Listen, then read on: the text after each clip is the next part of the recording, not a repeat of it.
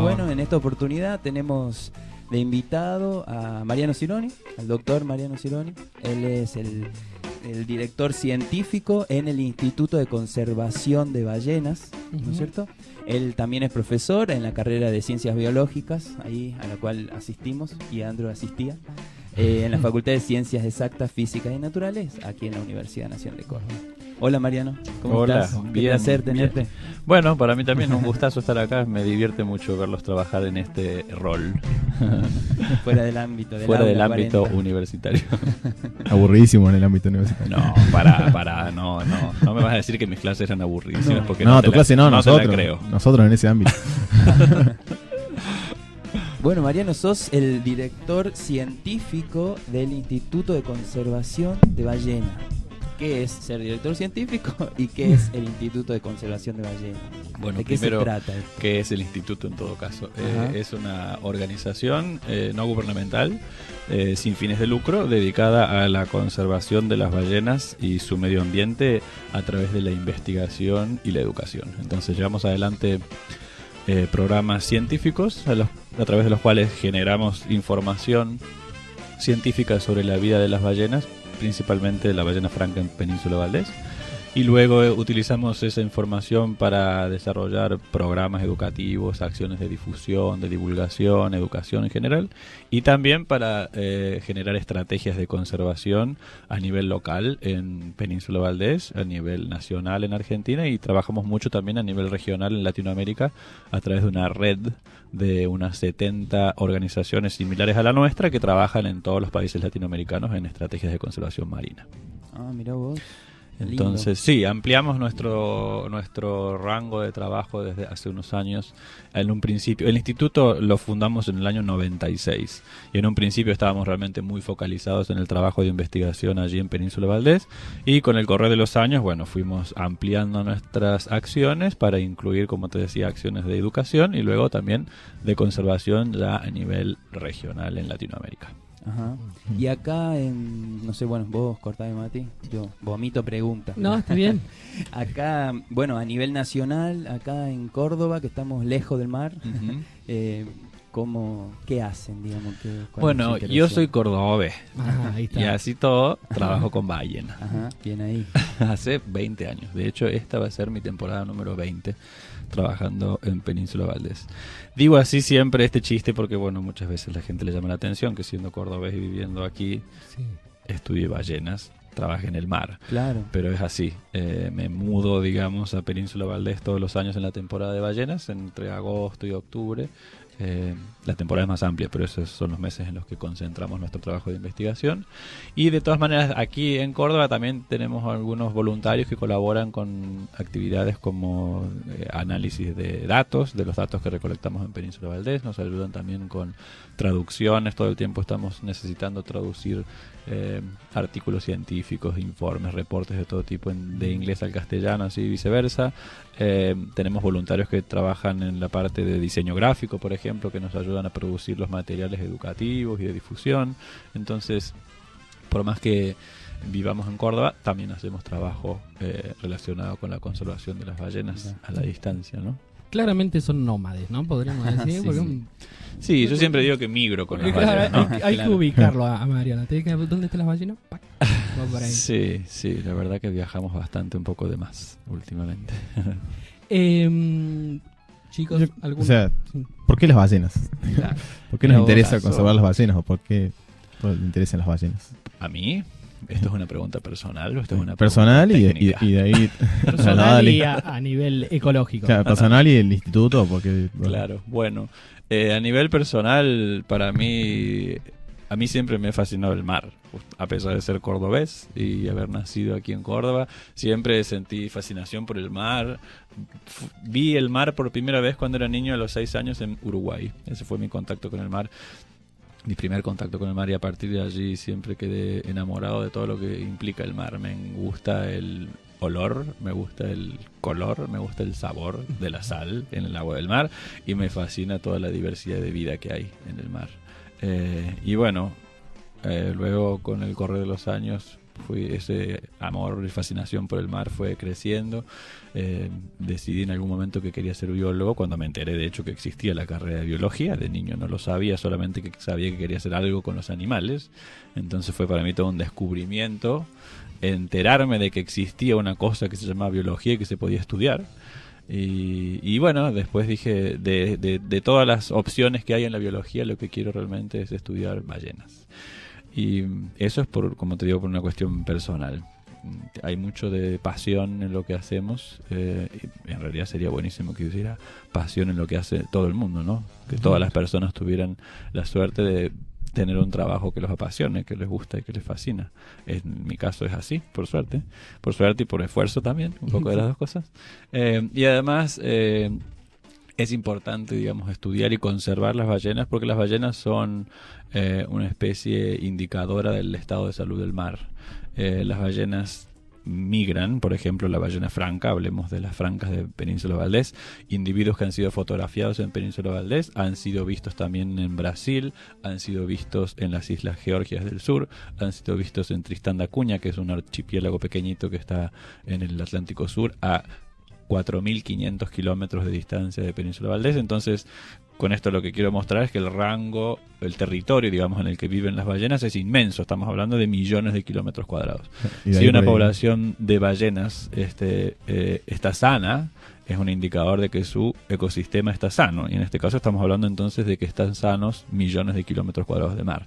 Entonces, por eso digo que son indicadores del estado de salud del mar y podemos, por la fascinación que ejercen las ballenas en mucha gente, tener influencia en estrategias de conservación al generar conciencia y al generar presión pública también para que se respete la vida de las ballenas y por lo tanto se respete el estado de salud del mar y se beneficie el estado de salud del mar a través de la especie bandera, que en este caso son las ballenas francas. Se podría decir que es importante, ¿no? El fenómeno que ocurre ahí en Península de Valdés, que de las ballenas, por eso nosotros como que deberíamos tener a nivel o gubernamental o como argentino una responsabilidad un poquito más grande. Bueno, Península Valdés es sin duda uno de los lugares más espectaculares del mundo para observar ballenas y es el hogar donde sucede una parte muy importante del ciclo biológico de la ballena franca, que es el momento de los partos, el nacimiento de los ballenatos, las primeras semanas de vida de los ballenatos que están allí, que es un periodo muy sensible en la vida de cualquier mamífero. Entonces sí, tenemos como responsabilidad como argentinos proteger este hábitat que es esencial para la supervivencia de esta especie. Algo similar sucede en las costas de Sudáfrica, en las costas de Australia también. ¿Y por qué ahí, Mariano? ¿Por qué aquí en Península de Valdés y por qué ahí en Sudáfrica y por qué ahí en Australia? ¿Cómo es más o menos? Bueno, por lo menos en Península Valdés y en Sudáfrica hay ciertas diferencias en cuanto a la morfología de las costas que utilizan las ballenas, pero las ballenas francas son una especie muy costera y evidentemente buscan zonas relativamente protegidas del mar. Protegidas me refiero a protegidas de grandes tormentas, vientos, oleaje fuerte. Claro. Sobre todo para en la época de partos, ¿no? En el nacimiento de los ballenatos. Y Península Valdés ofrece estas características de manera casi ideal para quienes conozcan la península. No tengo el agrado. Bueno, cuando vayas, verás que la península tiene dos golfos, el Golfo Nuevo y el Golfo San José, que son dos golfos muy cerrados. Uno los ve, uno está dentro de los golfos y parece que estuviera dentro de una laguna realmente, porque se ve costa por todas partes, salvo una pequeña boca que los comunica con el mar abierto. Entonces, al ser golfos tan cerrados, son relativamente protegidos de las grandes tormentas. Tienen playas muy amplias, de fondos arenosos, de pendiente muy suave, y eso hace que haya, digamos, un hábitat muy propicio para las ballenas. Bahías bajas de fondos arenosos, protegidos de las tormentas y demás. Y bueno, creemos que eso influye mucho en la selección del hábitat. que hacen las ballenas para tener a sus crías. Esas son las características que creemos que son más importantes para que la ballena franca haya elegido ese sitio. Siempre decimos, disculpa Mati, siempre decimos creemos o sí, ¿no? Porque siempre tratamos de Sí, claro. interpretar Yo hablo todo. como investigador, Claro. a veces hablo como ser humano y otras veces hablo como investigador.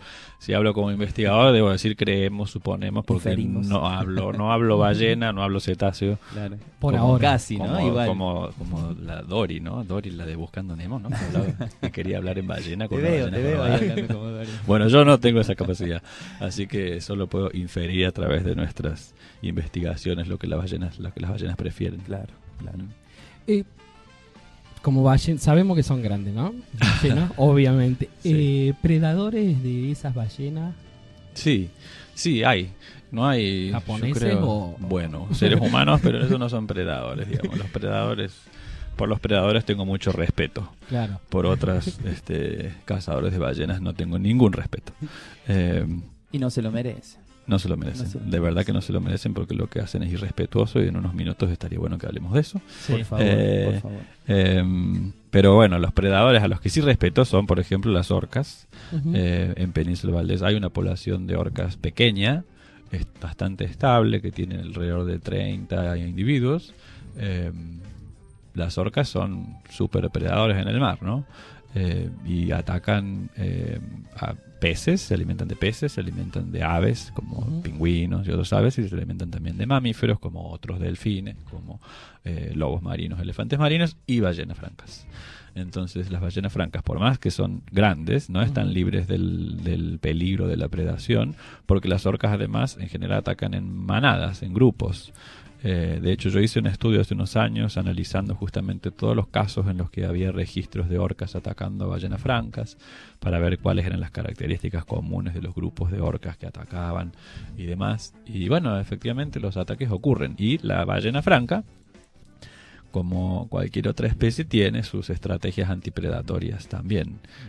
Formar lo que se llama la roseta, una formación de roseta que se observa también en los cachalotes, porque los cachalotes también, a pesar de ser más grandes todavía que las ballenas francas, ¿Cuánto está midiendo un también. cachalote? por Un ahí? cachalote puede llegar a medir unos 20 metros, 18, 20 metros de largo, la ballena franca hasta 16 metros más o menos y pesa unos 50.000 kilos. El cachalote, que es para quienes no se ubican en la especie, es Moby Dick. La famosa ballena blanca Moby Dick es un cachalote. Y es el predador más grande del mundo en la actualidad, ¿no? Mira vos, claro, en la Eh, actualidad. Sí. No vamos a incluir los dinosaurios, aunque también es más. Si hablamos de dinosaurios y el tiranosaurio Rex y el otro gran predador dinosaurio argentino cuyo género no recuerdo en este momento, en cuanto a peso eran menos pesados que el cachalote. Entonces, El gordito cachalote. bueno, volviendo a me eso, contaba la roseta, sí. la roseta es una formación en la que las cachalotes o las ballenas francas se ponen formando como una especie de estrella, digamos, con las cabezas hacia adentro de este círculo y mantienen a las crías del grupo dentro de ese círculo con sus colas, las colas de los adultos hacia afuera. Y las colas de una ballena franca Pega. y de un cachalote pega fuerte, tiene mucha energía, es muy grande. Entonces una orca que reciba un coletazo de una ballena franca, en particular cuando la ballena franca mueve la cola en sentido horizontal, ¿no es cierto? Bueno, puede provocarle Que un corte el agua así va claro, rapidísimo. eso tiene una energía tremenda. Estamos hablando de un animal de 50.000, 60.000 Claro. kilos moviendo todos sus músculos con toda su fuerza para pegarle a otro. No se va sana, digamos, una orca de ahí. Entonces, como digo, tienen esas estrategias antipredatorias que son muy interesantes también y no están libres de la predación. Y en el otro sentido, a ver, ¿y qué come una ballena? Porque uno tiende a pensar 16 metros se debe comer cosas re grandes. No, comen cosas re chicas. Las ballenas francas se alimentan de copépodos y krill. Los copépodos son unos crustáceos muy pequeñitos, microcrustáceos, digamos, de unos pocos milímetros. Y el krill, más parecido a un camarón, puede tener hasta 5 centímetros, 6 centímetros. Pero bueno, se alimentan de presas pequeñitas en grandísimas cantidades. Y bueno, interesante, si hablamos de predación, el krill, por ejemplo, no es ningún gil. El krill no es un gil. También busca estrategias antipredatorias, ¿no es cierto? Porque terminar en la boca de una ballena es fin de mi vida. Entonces, Claro. el krill también busca estrategias antipredatorias y una es, por ejemplo, que es interesante, lo que se llaman bueno, me sale en inglés, los blooms de krill, las masas. Sí, explosiones. Sí, sería como si fueran las explosiones de los florecimientos, gracias. Ajá. De krill, que continúan los florecimientos de algas, ¿no es cierto?, de las cuales se alimentan sus presas y demás. Estos florecimientos de krill que suceden en el mar Antártico, suceden de manera digamos, en localizaciones aleatorias, en cualquier lugar, impredecibles. Entonces, esa es una estrategia que tiene el krill, Claro. además de migraciones que también hace verticales en la columna de agua en el mar, sí. Ujú.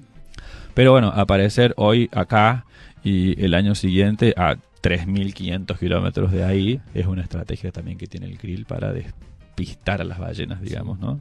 Pero lo mismo. Tanto los predadores como los presas en algún momento cometen algún error y son comidos. Perfecto. Sí. Si no, no estarían.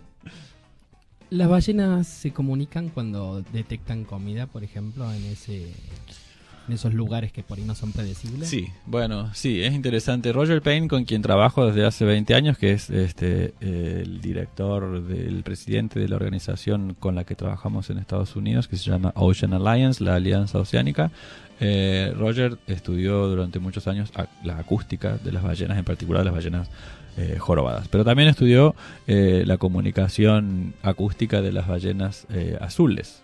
En el momento podemos escuchar algunos sonidos, ya que estamos hablando de esto. Sí, ahí le estamos diciendo al operador mientras bueno, buenísimo. hace de todo. ¿Vos no lo vas a ir traduciendo a los sonidos?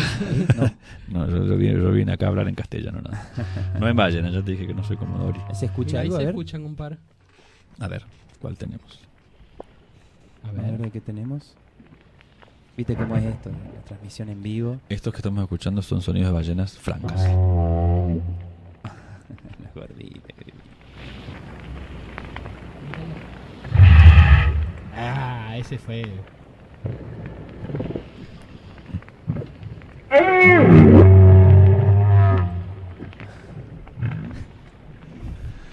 Bueno, esos sonidos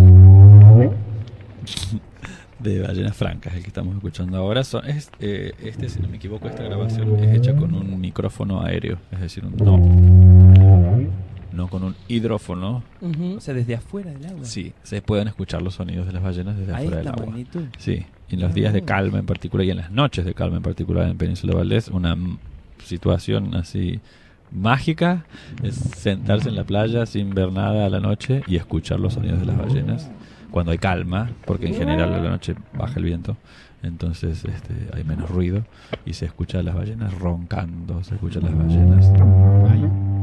haciendo estos sonidos, por ejemplo, ¿no? Mariano, y por ejemplo, en esta situación, no sé si te acordás o en general, ellas estaban así en su día a día, este tipo de grabación. Sí, ¿O sí, estaban sí, haciendo sí. alguna actividad No, en particular? muchas veces es muy lindo escucharlas cuando duermen incluso. Las ballenas roncan. Ronca. Qué grande.